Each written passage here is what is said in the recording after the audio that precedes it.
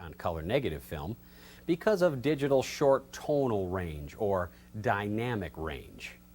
Color negative films have no problem at all recording 9 stops of information at least when you measure from the darkest shadow value to the brightest highlight value.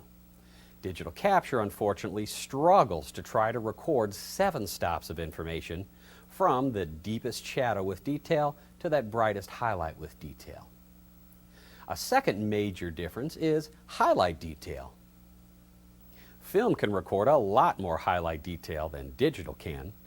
Because of this, we have to be very careful on where we set our illumination values for our hair lights or kicker lights and the specular highlight values on our subject's face to be sure that these areas are recorded in a printable or reproducible range. And the third major difference between digital and film is exposure control. Just about any experienced color neg shooter that creates an image digitally will tell you the first thing they notice is digital capture is very picky about exposure. Photos that were created onto color negative film that happen to be, say, a half stop underexposed or 1 stop overexposed were easily printable by your lab with great results. Those same under and overexposure values recorded digitally will be unusable. All 3 of these major differences between film and digital capture can be overcome and controlled by careful lighting techniques. Why am I so confident?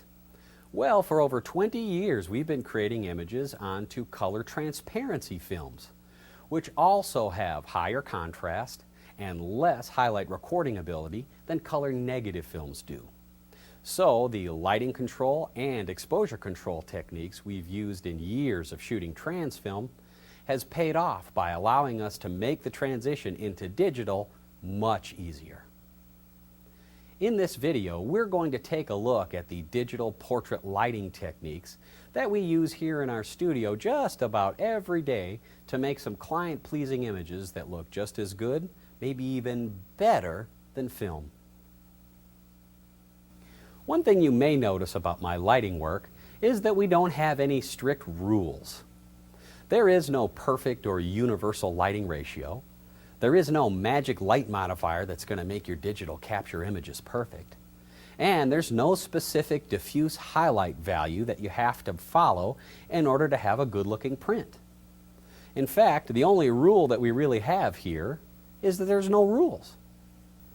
You are only bound by your digital camera's limit of recording shadow detail value and its limit of recording highlight detail value. Everything in between is totally up to you to control by carefully crafted lighting.